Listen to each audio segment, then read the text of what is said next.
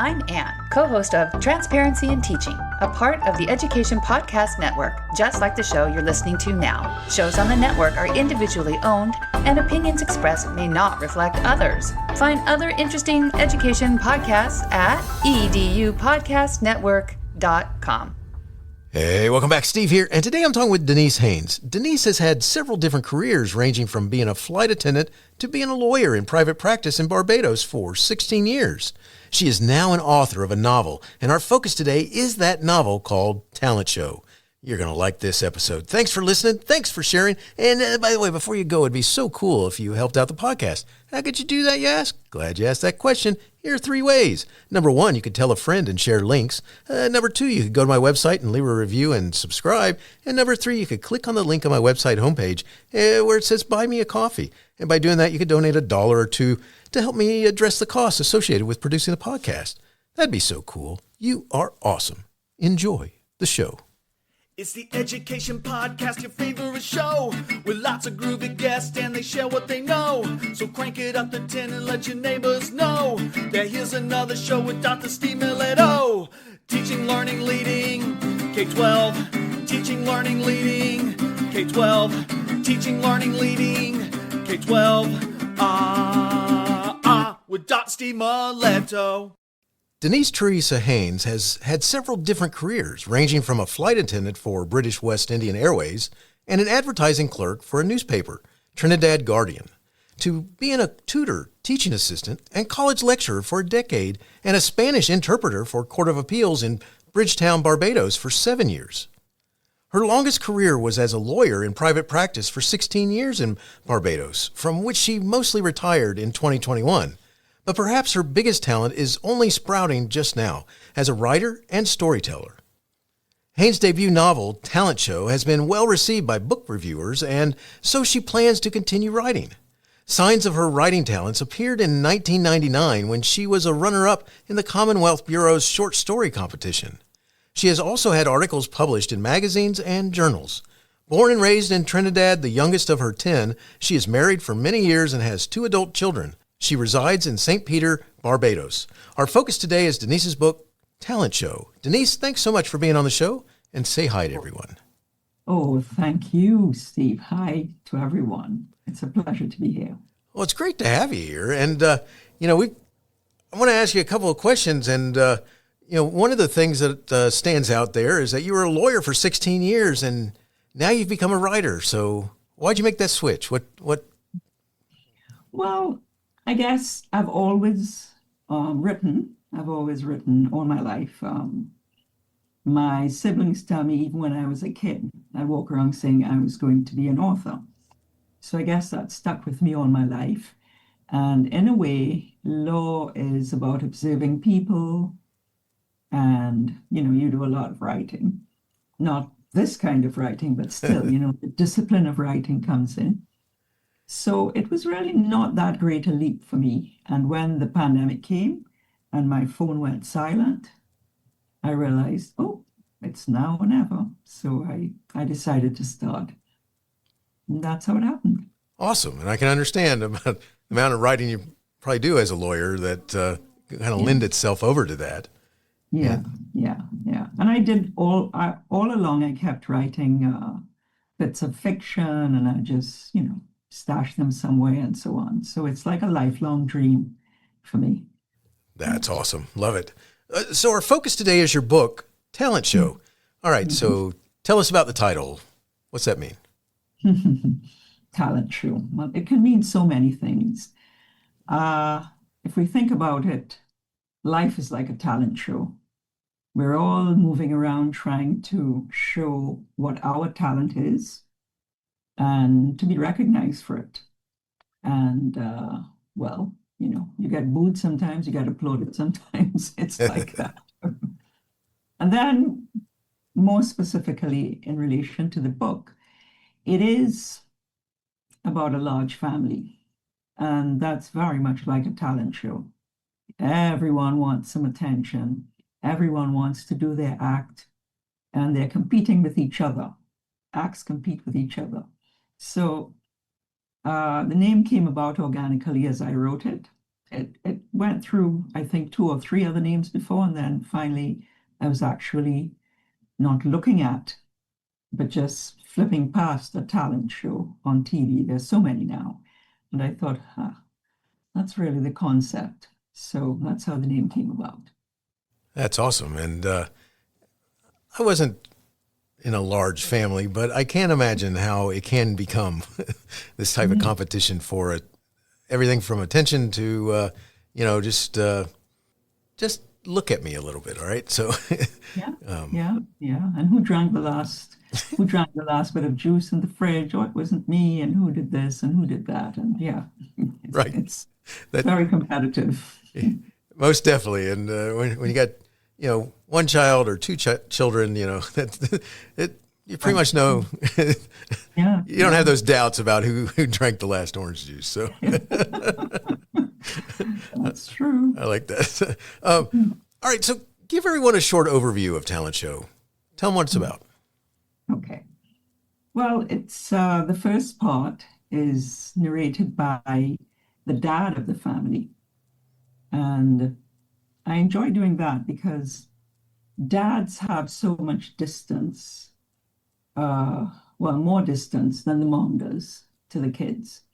And so they see things differently, and they also see their children differently. So they can offer a different perspective.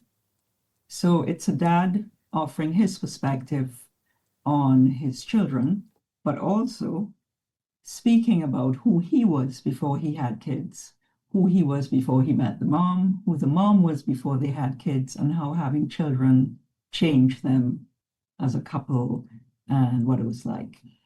So that's the first part. In the second part, the kids actually chime in one by one.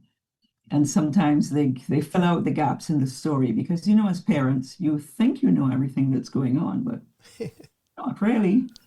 And so you have this dynamic where the kids are answering the parents and telling their story, how they see things. And between the two, you realize, oh, this is what really happened, or this is what this person is really about, and so on. And then in the very last section, we go back in time a bit so that we see a little bit about the ancestors, how the mom's dad became the man he was, because he was very responsible for some of the way she was as a person. And then we have someone from the very modern times looking back in disbelief, not realizing that his family had this history. So it's yeah. That's so awesome because it makes me think about a couple of different aspects in my own family where over time, my father passed away when he was 75. And so he lived for he had a nice life. We had my mom passed away when she was 49. So I wasn't old enough to really have, I was becoming an adult, happened right when I was graduating from college. And I wish I had been able to ask her questions like I ended up talking with my dad about later in his life. And it's funny because I always wish I'd been a fly on the wall when he was like my age at those times, and what he was really like and what he was really doing. And your writing and your words made me think about those types of thoughts again, which I thought was cool. Because as children, we see parents as authority figures and providers, right? As we get older, we begin to challenge them, see them a bit differently. It's really only when you become adults that you begin to wonder, hey, I wonder what my mom was like when she was my age. And so Talent Show answers some of that. Which is awesome. I love it. All right. So Talent Show is set in the 40s and 50s under British colonial rule. So what was Caribbean life like back in the 40s and 50s? And can you talk a little bit about how it's changed? Well, yeah. I was born in the 50s. And so some of it is what I hear. But from my understanding, it was, British colonial rule was fine. But there was, maybe in response to things that were going on elsewhere in the globe, there was this feeling in the Caribbean that it was time to say thank you very much, and now we're on our own. But along with that, I think there was a certain amount of fear or nervousness, I would say, about being independent.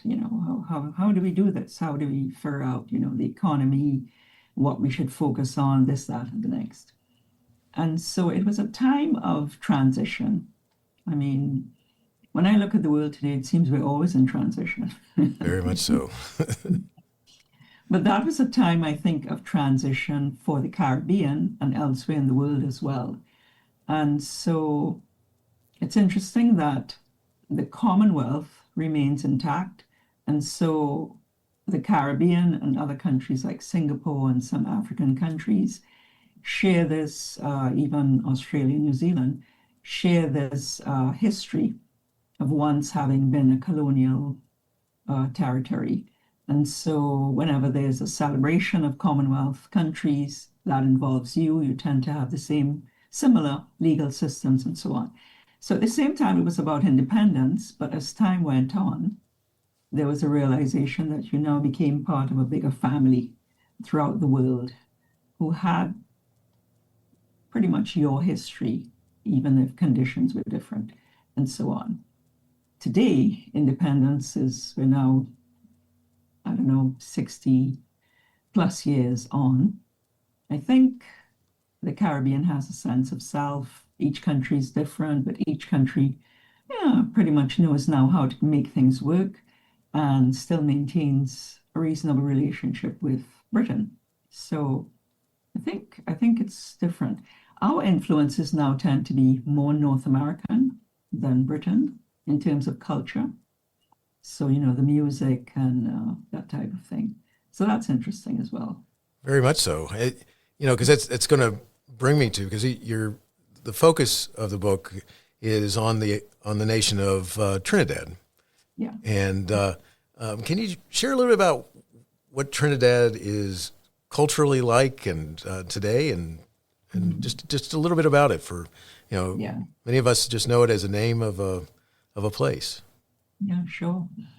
I mean, if you say Trinidad to anyone from the Caribbean or anyone in the Caribbean diaspora who lives in North America or England, the biggest reputation, or the most prominent reputation, is for partying. Trinidadians are known as people with tremendous joie de vivre, who are awesome. always ready to have a party. And I can attest to that. It's pretty much, I myself am not the party-ready Trinidadian, but most people are. And so it's like they don't even think about it. So it's a very fun-loving country, not without its problems, because, there are things, crime and so on, which have crept into life in Trinidad, which have made it quite challenging. But I think that the general approach to life is still quite light. And every year there's a huge carnival, and that's what people really look forward to. And it sort of informs life for the rest of the year. And so it's like that. There's lots of ecotourism in Trinidad because there are lots of birds and mountains and that type of thing. But the reputation in the Caribbean is party central. That's awesome. Yeah. Yeah. So it's always nice to have, at least it's a very positive sort of reputation, right? I see it that way. Lots of people think Trinidad and they think, the crime and so on. And what's interesting for talent show is that people in Trinidad are very interested in showing their talents. So this story comes out of a society where showing your talent is very much a thing. It's considered to be normal. It's not considered to be a big step to go on a stage and say something or do something. So that's also what's interesting as the backdrop for the novel. That's awesome. We've kind of talked a little bit about this, but I'm hoping we can go in a little more detail here. I mean, your book asks the reader, do you really know your parents? And so what do you mean by that? And what are you hoping that it does for the reader when they get to this? Well, for the reader, yeah. I think, so do you really know your parents? I think to ask that sort of question. And even for me as a parent, it kind of gave me a consciousness of, do my kids really know me? Can they really imagine what I was like at 23 or 19 or whatever? I think it works both ways. Yeah. Oh, I think you're right. It's a funny thing because I find myself now going back and thinking, all right, at the age I'm at now, what were my parents like? What were they up to? And, because I don't have very many relatives left that can actually share some of that information. So I'm glad I did talk a little bit about those times. Yeah, it's true. And I don't have not both of my parents have passed, so I don't have anyone. But I can piece together things from my siblings, elder siblings, and from one or two siblings of my parents that are still alive. But it also made me think about my own children, whether they really knew me, whether they could even imagine what I was like before I got married and had kids and so on. So it's actually made me ask them. I have asked them that question. They have revealed some of their curiosities, and some of the things I said they never even thought about. They were, wow, Mom, we never knew that. So for me, it's had the effect of revealing parts of myself to my children that come from a much younger age. So it's cool. Yeah, that's awesome. I love it. That's especially because as children start thinking about asking questions, or maybe you have to spur them on a little bit. Sometimes, yes. Sure, that's for sure. I love that. All right, so could we talk about the following statement? We often take our parents for granted. I mean, what do you think about that? Oh yeah, I think we do, but I think we can't do otherwise. I mean, you're born and there are these people who are giving you attention and food and teaching you the do's and don'ts of life. I think that it's kind of inevitable that you would see them as like that. I don't think you can really avoid it. Yeah, I totally agree with that. I think that, it's one of those things where we just kind of go through life and then suddenly one day you say, whoa, what just happened? Yeah, exactly. And if you have, like, for example, if you have parents are faced with children, and it's only human that they would relate differently to each child. But of course, the notion of favorites, comes into the children's mind. And it's like, but if you have children and you're just really trying to look after them and get from one stage to the other. And on the kids' side, it's like they receive what's given to them. And I think it's only really, I remember when my son went to university, he called me up the first week and he said, gee, Mom, I never realized you did so much for me now that I have to do it all myself. And so I think that's an example. It's being taken for granted, but not in a negative way. I think it's just really, that's the way it goes. It's the role you play. That's just it. Right. It's that, like you said, that role we play, as the children move away and do their own lives or whatever. And then, and that's when we might find ourselves thinking, oh, I find myself going, I wish we were playing soccer games and marching band and things like that. But they got their own life. And so there's new stories that go with all that stuff. But yeah, I think that can happen. Yeah. And if you're lucky, when they have their kids, they would have a sense of what you had to do for them as parents as well. So that's another time when that might come up. Yeah. Oh, that's awesome. I love it. All right. So something that I pulled from your book and what you talk about and such is that pain is often hidden in the business of family life. Family members may not speak honestly to each other. And boy, did this speak to my world. Could you share how this is reflected in your story? Yeah, of course. Pain. The mother in the story, who actually never speaks, but she is very much a presence in the story, she came from a very painful past. And so she had a difficult childhood. She had a very harsh upbringing from her father and so on. So her pain is something that may show up from time to time in ways that wasn't always obvious to the kids. But it's not like if she would go about speaking about it. So it became part of the busyness of life. Similarly, the challenges the dad had, some of the children, some of the health challenges, and so on. And little things like the pain that one child felt when she didn't get the attention that she wanted for an accomplishment or something like that. But it's not pain that you go about throwing in everyone's faces. You don't sort of, lead with it. So it becomes submerged, woven into the life of the family.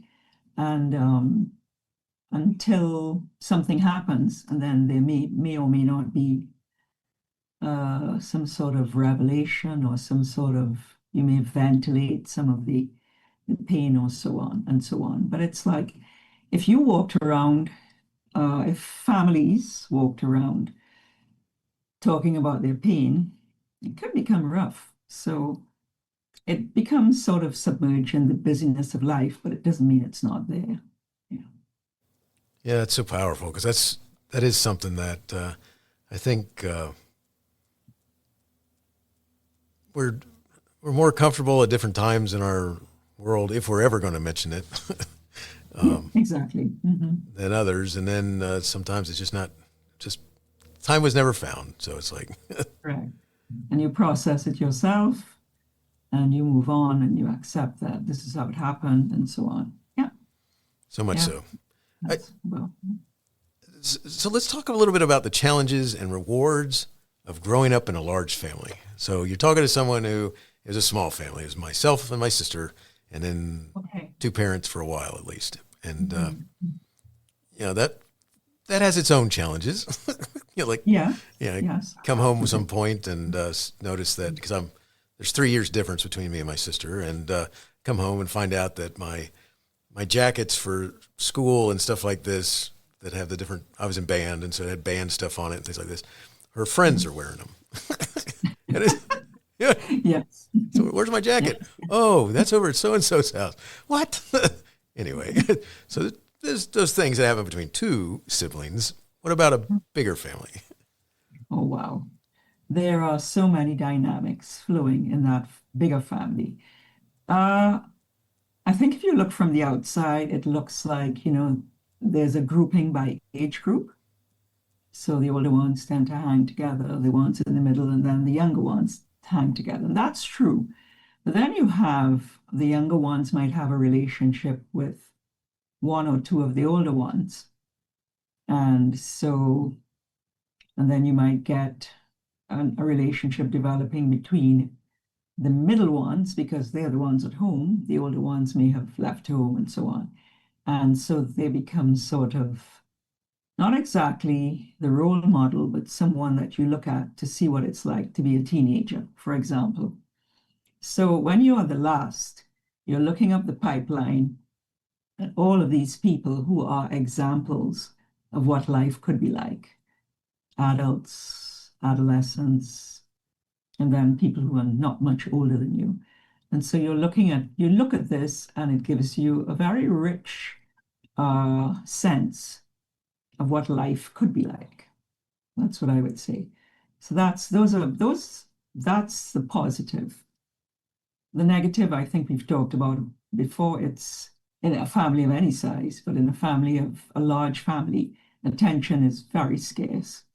So you have two choices. You can accept that, or you can try to get some attention.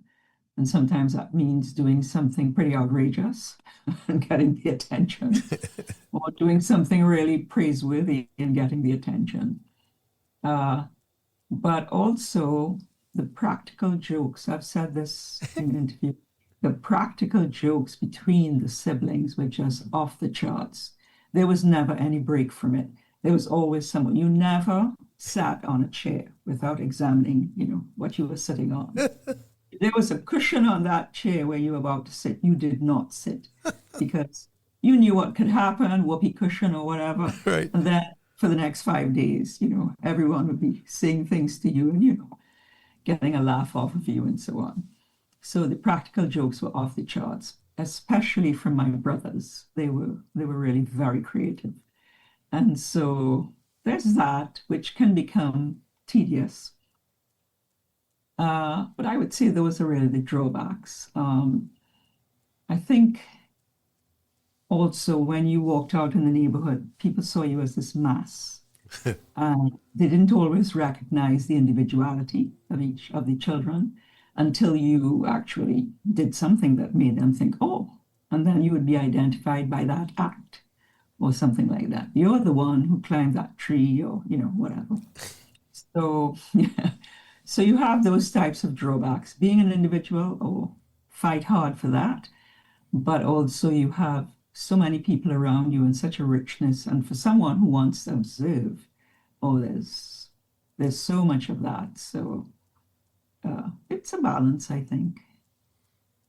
It's so, telling, especially when you think about like one of the problems I can imagine happens is that depending on the, like with school, what could happen is that you get associated because of name with one of the siblings, hopefully the better one, as opposed to the one that gets in trouble all the time.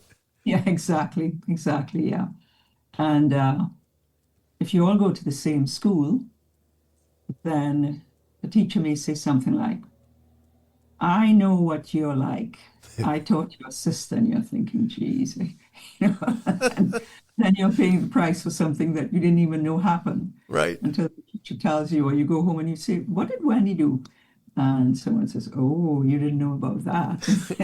Nice. You realize the severity of the criticism from the teacher, because if she used that as an example, I know what I can expect from you. And when you come home and you hear the story, you think, gee, that's what she thinks I'm like. So, yeah, there is that. You are stamped in a way. Yeah. That would have to be rough, especially if you're at the tail end of the group. And so whatever problems someone caused up the road there, you're probably going to get, at some point you're going to get that label that, you're from so-and-so's family. Yes. Yeah. But also the interesting thing is when you're at the tail end of the family, within the family, the parents are a little bit more liberal because they've been very strict with the first one. So the elder ones always said that the younger ones got away with murder. They got way too much freedom. And how can you do that? And you're going out to a party and they don't know how you're getting back home. What? So there's that too. There's the upside of it too, that you have parents who have seen that they don't have to be as strict as they were with the older ones. And so you enjoy some more freedom. Nice. Once again, there's just two of us, yet that happened in mine. I'm 3 years difference. I didn't get a car when I got to a certain age, right? I go away to college. I don't have a car. And as soon as she hit that age, boom, she got a car. And it's like, really? Yeah. Okay. Yeah, my kids say the same thing. My daughter's constantly, she's older, and she's constantly saying, how come he got to do that? How come he got this? How come he got that? It's just like, well, it's different, Exactly. There was no real answer that ever answered my question when I said that. It's like, yeah, thanks a lot. It's like, well, you had good grades or something like that. It's like, yeah, that didn't get me a car. Anyway, funny stuff. Thinking about the different stories that can happen there. Denise, we're getting close to finishing up. Where can our listeners find additional information, find talent show, connect, and learn more? Yeah, well, I do have a website, and it's denisehaynesauthor.com. So they can read extracts and they can get information on me on the book. And the book is available from Amazon, from Kindle, from Books A Million, from Barnes and Noble, and also in audiobook from audible.com. So very nice. Yeah, that's where you can go check it out. Very nice. I'll make sure those links are in the show notes. So do you have any other book? Do you have another book on the way? I have just finished writing the second book, and I had a meeting with my editor last week, And I have some work to do, but I'm hoping to offer that up for publication in a couple of months. Nice. So yeah, number 2 is on the way. Awesome. Just around the corner, and it'll be out there. So good stuff. Good luck. So I got one last question to ask you, and it's a question I like to ask my guests, and it goes like this. Do you have a teacher in your past who made a difference in your life? If so, who was it, and what would you say if given a chance to say thank you? Well, I had, there are a couple of them. Two of them were teachers from high school. So one of them was my French teacher, and she was a wonderful person, and she would always try to persuade me that I could do well at school and that I shouldn't just, you have a tendency as a teenager to say, this stuff is not all that important. I'll be fine when I grow up. And she sort of would always remind me that I had abilities that I needed to develop and use in my life. And she was my French teacher. I had another teacher who actually knew one of my brothers because her husband was the headmaster of his school. So she kind of had an idea of what I had to face. And this brother was pretty troublesome, a prankster, very bright, but always goofing off and so on. And so she sort of took me under her wing, and maybe out of compassion, knowing what a handful my brother was.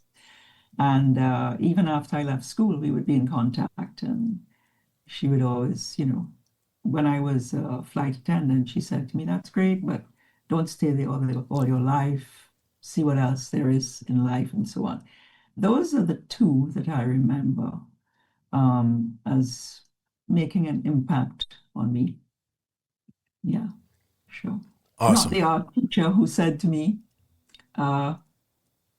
when I was, you had to make a choice between art and I think it was home economics. And she walked past me and she says, you're doing home economics, right? And I hadn't decided. And I thought, wow, I'm that bad. Weeks later, she came to me and saw me painting something. And she said, you can do art. Have you chosen art? And I said, no, you said not. So she also made an impact. But those were really 2 very, very positive, beautiful people. Yeah. That's awesome. I appreciate you sharing. Denise, thank you so much for talking with us about your book, Talent Show. Great story, great conversation, and wishing you the best in all you do. And thank you, Steve. It was great to talk to you, and all the same, best to you as well. Same to you. Hey, you have been listening to Teaching, Learning, Leading K-12, a podcast to help you help kids achieve their dreams. Teaching, Learning, Leading K-12 is a member of the Education Podcast Network. Podcasts for educators, podcasts by educators. Teaching, Learning, Leading K-12 is a member of the podcast network based in Canada called Voice Ed Radio. Voice Ed Radio, your voice is right here. The opinions expressed on Teaching, Learning, Leading K-12 are those of the guests and host. Teaching, Learning, Leading K-12 is intended to share ideas, advice, and suggestions. Teaching, Learning, Leading K-12 is produced for educational purposes. Hey, thanks for listening. It would be awesome if you visited my website at stephenmiletto.com and connected with me, left a review, and listened to more episodes. And by the way, you could also share it with your friends, with your family, and your colleagues. Thanks so much. You're awesome.